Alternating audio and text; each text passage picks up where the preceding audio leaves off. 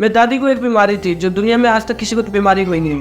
वो एक ऐसी बीमारी जो होती नहीं, जो बहुत खच्चरों को होती है, लेकिन मेरी दादी भाग्यशाली थी जो उनको ऐसी बीमारी थी। देखो, ढिंडोरा पीटने की आवश्यकता नहीं है, मैं क्यों बताऊँ आपको, चलो बता देते हैं।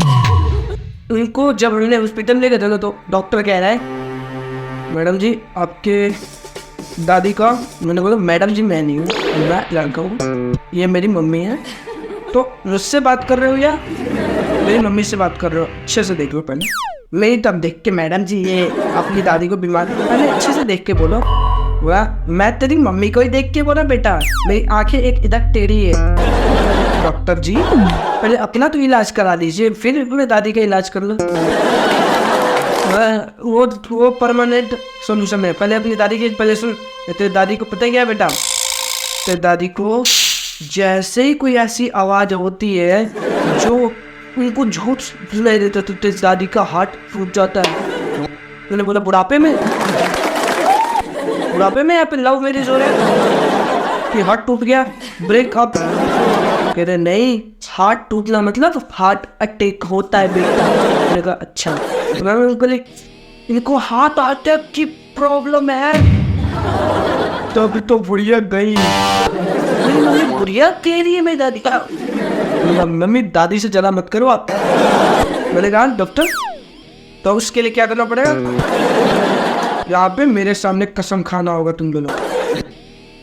मैंने कहा डॉक्टर अभी खाना खा के आओ, कसम खा के आओ पे कहाँ से बोलूं?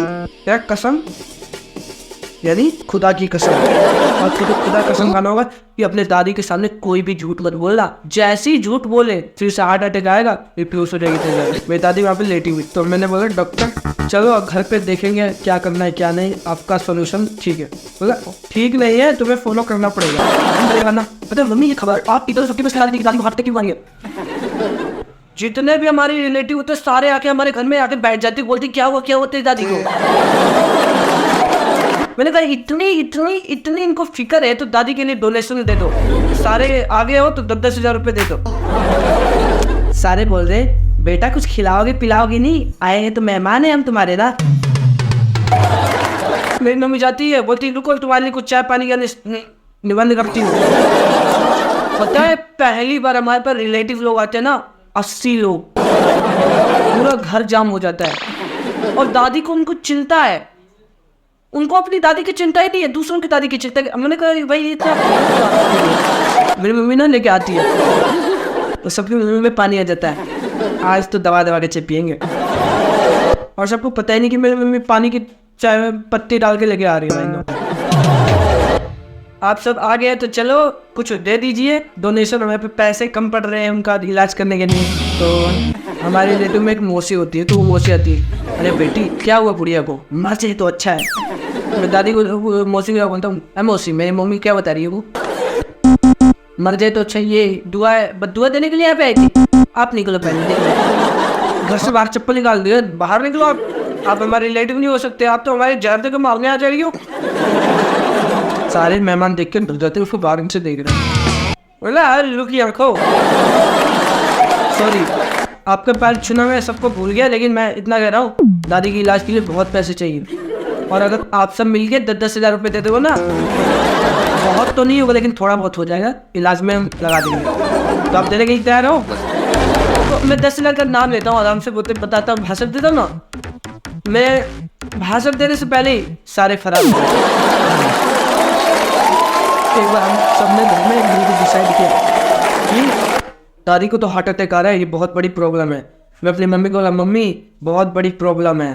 तो वो कह रही है मैं तो बहुत बड़ी प्रॉब्लम में फंसी हुई हूँ, डेली खाना बनाना पड़ रहा है। मैंने कहा मम्मी मैं कुछ और कह रहा हूँ, दादी को बार बार हार्ट अटैक आ रहा है। मम्मी मैं अभी कसम खाता हूँ कि आज के बाद मैं किसी से झूठ नहीं बोलूँगा। मम्मी बोली बेटा तू मेरी गीता की किताब समझ लिया क्या, जो तुम मेरे सर पे हमेशा रख के कसम खाते रहते हैं? मैंने कहा मम्मी मैं इसलिए कसम खा रहा हूँ। मैं भाई आता है, मैं भाई बोलता है भाई खाना खत्म हो चुका है, जो बेकार की कसमें खा रहा है, आप फ्रिज में देख ले कुछ बोतल होगी पी ले।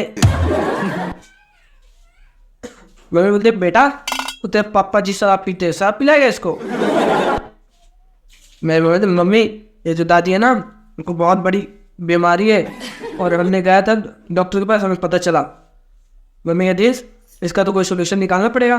तो हर सोल्यूशन निकालने के लिए पापा और मम्मी कॉल करती है और पापा आते हैं और हम घर में सोफे बैठ के पापा बताते हैं कि हमें करना क्या है। बोलते हैं ये बहुत बड़ी प्रॉब्लम है तो इसलिए हमें सावधान होना होगा और इसलिए दादी से कभी भी कोई भी बात झूठ नहीं बोल रही है, सच बोल रहे हैं।